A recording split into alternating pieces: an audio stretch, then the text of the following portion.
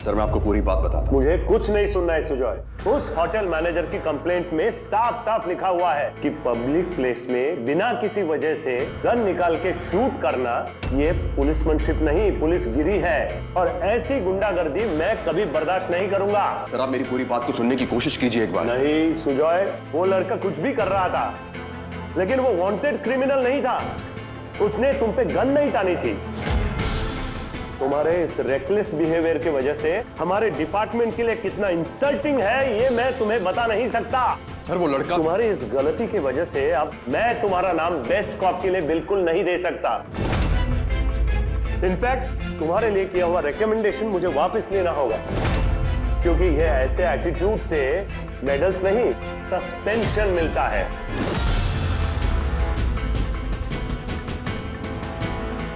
सुजॉय, मैं जानता हूँ इस मकाम तक पहुंचने के लिए तुमने कड़ी मेहनत की है। अब जोश और एटीट्यूड में आके सब कुछ बर्बाद मत कर देना। मेडल तो हाथ से गया तुम्हारे, अब पूरा का पूरा करियर कहीं हाथ से ना निकल जाए। अभी तुम जवान हो, यंग हो, सारी जिंदगी पड़ी है तुम्हारे सामने। देखो अपने भविष्य के बारे में सोचो। अभी अभी नई नई पोस्टिंग हुई है तुम्हारी। तुम मेरी बात मानो तो एक हफ्ता सीधा छुट्टी पे चले जाओ, रिलैक्स हो जाओ। अपने लाइफ के जो भी प्रॉब्लम्स है उनको आराम से बैठ के सॉल्व करो, टेंशन खत्म करो, फ्रेश हो जाओ और आराम से ड्यूटी ज्वाइन कर लो। क्योंकि Sujoy, I respect hard working officers like you, लेकिन मैं नहीं चाहता कि तुमसे गलती से भी कोई गलती हो जाए। देखो जितनी मेहनत से ये वर्दी सजी है ना तुम पे, उतनी ही जल्द उतर भी जाएगी। I'm really sorry sir, दोबारा ये गलती नहीं होगी मुझसे।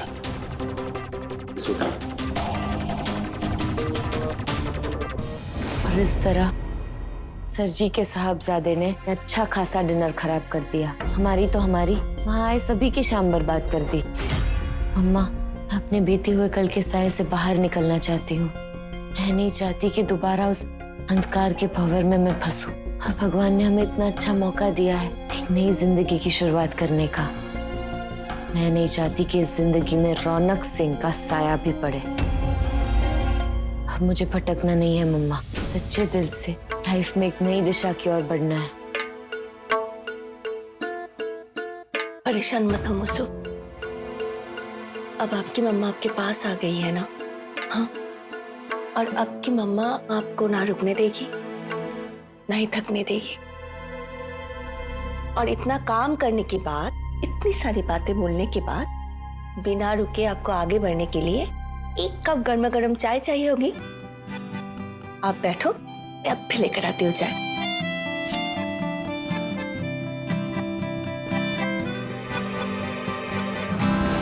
बोलिए। सर जी, मैंने सुजॉय को एक हफ्ते की छुट्टी पे भेज दिया है। जैसे जैसे आपने कहा वैसे वैसे सब कुछ कर दिया है। अब आपके मुताबिक अगला एक हफ्ता सुजॉय छुट्टी पे रहेगा। ये अच्छा किया आपने, बाद में बात करते हैं।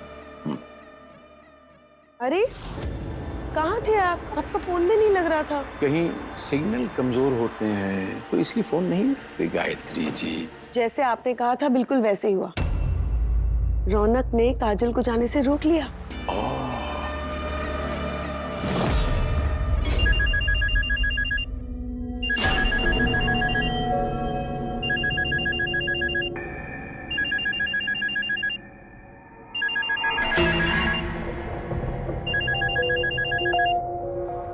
सर मैं होटल से बोल रहा हूँ। रौनक सर किसी से भिड़ गए।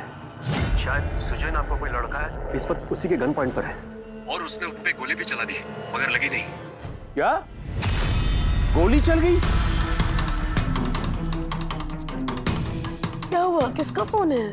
होटल से फोन आया था, वो रौनक के ऊपर कोई किसी ने बंदूक रख के गोली वोली चला दी। रौनक ठीक है, मुस्कान के कोई बंदे होंगे, पता नहीं कुछ क्या है। भगवान, क्या हो रहा है मेरे बेटे के साथ? वो लड़की उसकी जिंदगी में ग्रहण की तरह फैल गई है। उसी की वजह से हो रहा है सब कुछ। पता नहीं किस जन्म का बदला ले रही है। देखो गायत्री, इस बार अगर सही मानों में रौनक को प्यार की अहमियत बताना चाहती हो तो मुझे ऐसा लगता है काजल को बोलो रौनक को छोड़ के चली जाए। हाँ, अभी तभी उसे पता चलेगा कि खोने की कीमत क्या होती है, दूर रहना क्या होता है। ऐसा जब तक नहीं होगा वो काजल की भी वैल्यू नहीं समझेगा। हर बात की तरह इस बात को भी कितने अच्छे से संभाल लिया आपने। सही मायने में आप इस घर के वो हैं मुखिया स्तंभ। ऐसे बस ऐसे जोड़ के रखते हैं पूरे घर को, पूरे परिवार को। आप हैं तो रौनक है, वरना मैं अपने रौनक को कब का खो चुकी होती। आप हैं तो हम हैं, मैं हूं तो रौनक है। आपसे पूरा परिवार है गायत्री जी। और मेरा तो ये अब सोचना है कि जैसे आप हमेशा मुझे कहती हैं कि आप परिवार के स्तंभ हो, आपने बांध के रखा हुआ पूरे परिवार को, वैसे ही काजल रौनक से कहे आपने सारी जिम्मेदारियां संभाल ली, आप इस परिवार के अब स्तंभ हो। वो दिन का मैं इंतजार कर रहा हूं। जब वो दिन आएगा तो हम दोनों को भी आपस में थोड़ा वक्त बिताने का मौका मिलेगा। क्या ख्याल है? जैसा आप बोल रहे हैं ना, बिल्कुल वैसा ही होगा, सब कुछ अच्छा होगा। चलिए मैं आपके लिए गरम गरम चाय लेके आती हूँ, फ्रेश हो जाइए। ठीक ठीक।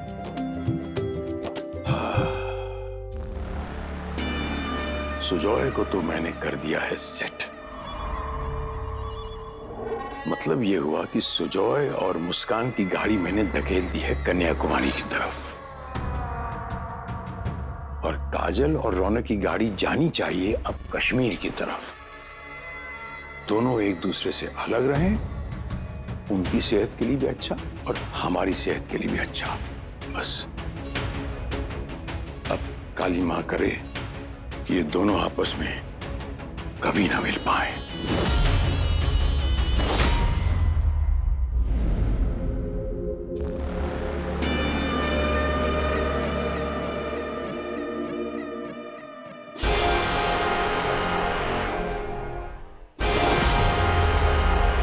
अरे बचवा, बीती बातों को भूलकर उस पर माटी डालकर आगे बढ़ने को ही जिंदगी कहते हैं। कब तक मुंह फेरता रहेगा अपने पिताजी से? मैंने कैसे भुला दिया? बाप बेटे के बीच में खेल समझ के भुला दिया मैंने।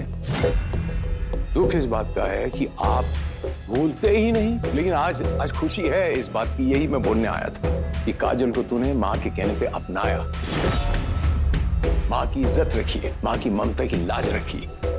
इस बात की खुशी है मुझे। बस इसी तरह आगे बढ़ जिंदगी में बचवा। माँ की ममता तो हमेशा तेरे साथ है ही। जहां तक बाप के आशीर्वाद की बात है तो तू बड़ा है, अपने परिवार को संभाल सकता है। लेकिन जिंदगी के मोड़ पे जब कभी तू पीछे मुड़ के देखेगा तो अपने बाप को तुझे आशीर्वाद देता हुआ ही पाएगा।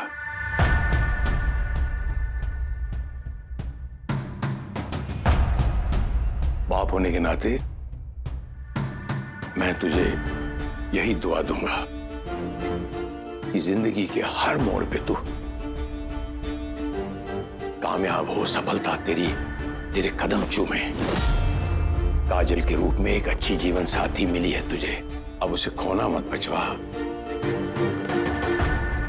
बस यही बोलने आया था मैं। सिंह साहब,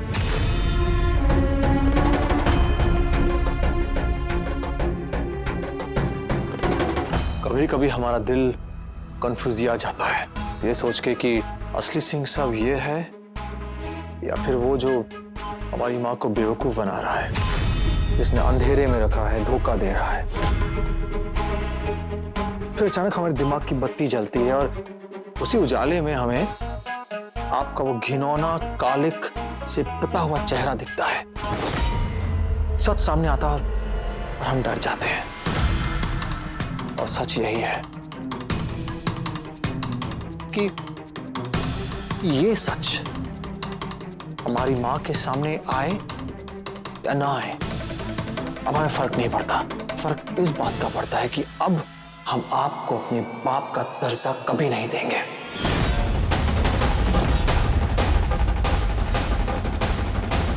कभी नहीं। बहुत रेंग लिया सलाह, आपकी वजह से बहुत रेंग लिया। बस अब माँ के लिए हम चलना चाहते हैं, आगे बढ़ना चाहते हैं। अब हमें कोई नहीं रोक पाएगा, आप भी नहीं रोक पाएंगे। और अब हमें आपके मदद की जरूरत भी नहीं है। और सिंह साहब, जहां तक बात है पीछे मुड़ के देखने की, आप तो जानते हैं आपके बेटे हैं, मतलब थे, तो बचपन से ही देखा होगा आपने कि साला रौनक की एक बहुत बुरी आदत थी, कभी पीछे मुड़ना नहीं सीखा। टूट जाएगा, बिखर जाएगा, गिर जाएगा, झुक जाएगा, लेकिन कभी पीछे नहीं मुड़ेगा, आपसे माफी नहीं मांगेगा। इससे पहले कि अब यहां से गेट आउट हो, आखिरी बात यह है कि आप ही की वजह से आए आपका बेटा मर गया, और अब इस दुश्मन को आप इस घर में पाल रहे हैं, उसने हमेशा आपसे नफरत की थी, करता है और करता रहेगा मरते दम तक। अब आप जा सकते हैं।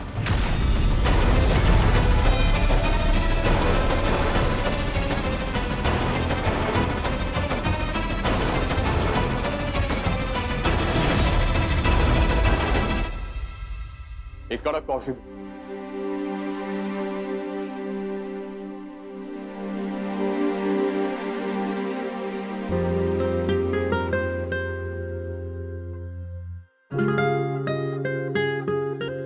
क्या बात है, कुछ कहना चाहते हो? वो मैं ये कहना चाहता था कि बोलो ना। वो मैं ये कहना चाहता। हाँ बोलो। दिल की बातों को दिल में ना रहने दो, कहना है इस दिल को वो कहने दो, और फिर भी जो ना कह सके वो है ना आपके साथ आपका प्यार AKR। दिल खोल के बोल विद AKR। भैया जी, आपके मन में चल क्या रहा है? आप हमें दिल खोल के एक बार बताएंगे जरा। हमें खुद कुछ समझ में नहीं आ रहा है। माँ से कह दिया कि हम कोशिश करेंगे, नहीं भेजा कुछ समझ है, नहीं दिल कुछ समझ रहा है। वो इसलिए भैया जी क्योंकि अभी आप स्ट्रेस में हैं। तो ये लीजिए, अपना फेवरेट टॉनिक पीजिए, फिर देखिए दिमाग कैसे धड़ाधड़ दौड़ता है घोड़े की तरह।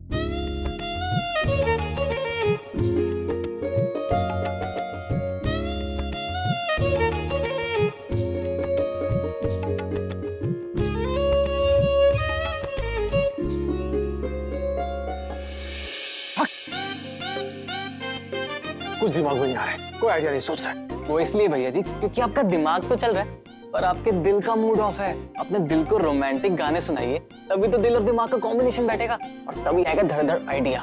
1 मिनट।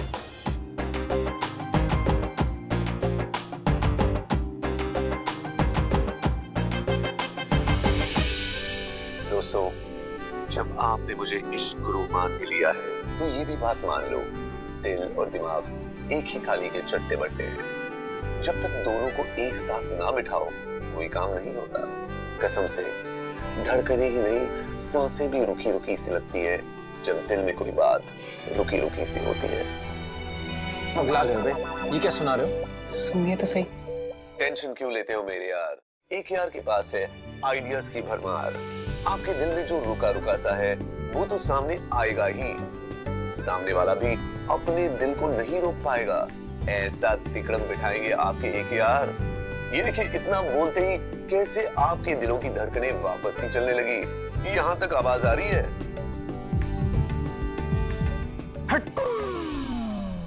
धड़कनों की गूंज सुनकर हम दीवानों का हाल भांप लेते हैं, साथ ही दीवानगी की हद भी नाप लेते हैं।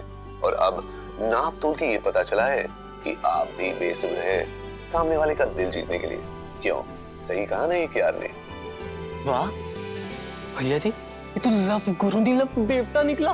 वहां बैठे बैठे यहाँ के हाल बता रहे, मस्त है यार। बात बस इतनी सी है कि दिल को प्यार करना आता है, प्यार में मर मिटना भी आता है, लेकिन प्यार को पाना नहीं आता।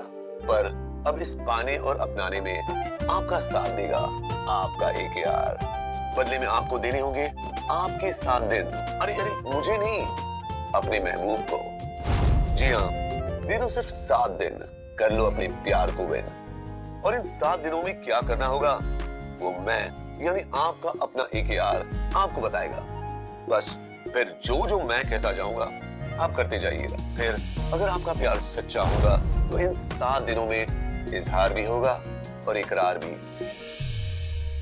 तो सुनिए पहले दिन के लिए पहला मंत्र। जीने के लिए 3 चीजें पूरी होती रहनी चाहिए, भूख, नींद और प्यास। आज आपको बस यही तो करना है। मनपसंद खिला के भूख पूरी करनी है, फिर कुछ अच्छा सा पिला के प्यास, और आखिर में जब पेट और मन भरा हुआ हो, आंखें भर के नींद मिल जाए, कर दो ऐसा कोई खास इंतजाम। फिर देखो दिन कैसे मिलता है आपकी मोहब्बत को उसका पहला अंजाम। 3 चीज मतलब भूख, प्यास और नींद।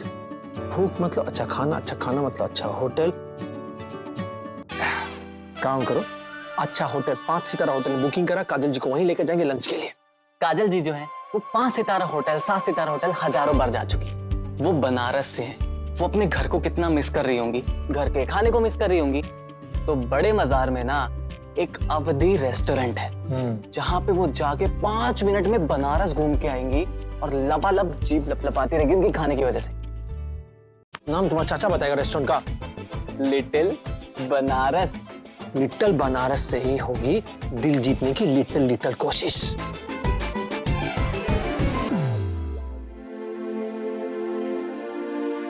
मुस्कान, अरे क्या कर रही हो तुम? अरे मेरा इंतजार कर लेती, आके हेल्प करता तुम्हारी मैं। थैंक यू इंस्पेक्टर साहब। हेल्प कर करके ना आपकी हेल्प की आदत मत लगवाइए। कुछ काम मुस्कान अकेले भी कर सकती है। वो मैं जानता हूँ कि तुम काफी कुछ अकेले कर सकती हो, लेकिन फिलहाल कर क्या रही हो तुम?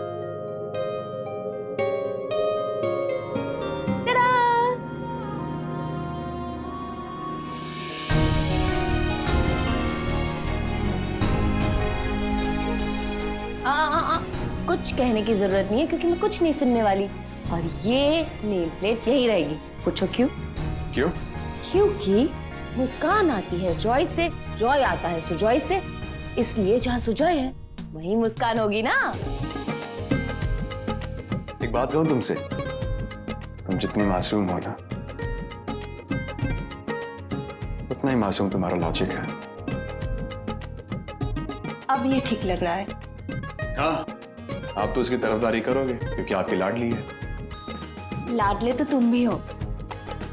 लेकिन एक बात बताओ, तुम्हें इस वक्त ड्यूटी पे होना चाहिए था, तुम यहाँ क्या कर रहे हो?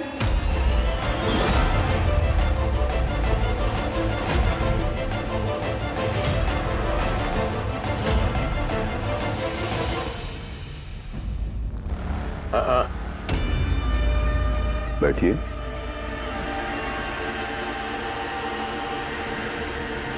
मैं दरअसल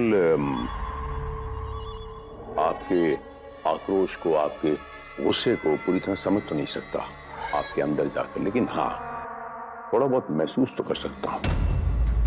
इसीलिए कि वहां मेरा बेटा मुझे अपना नहीं मानता और यहाँ आपका बेटा दूसरों के लिए आपको पराया करके उनके साथ चला गया। मैं इस बात को कई बार समझने की भी कोशिश करता हूं, लेकिन मुझे पूरी तरह ये बात समझ में नहीं आ रही। जो बेटा, एक फर्माबरदार बेटा, अपनी माँ के सपने पूरे करने चाहिए थे उसको इस उम्र में, वो उसे भूलकर अपनी दोस्त और उसकी माँ के सपने पूरे करने में लगा हुआ है।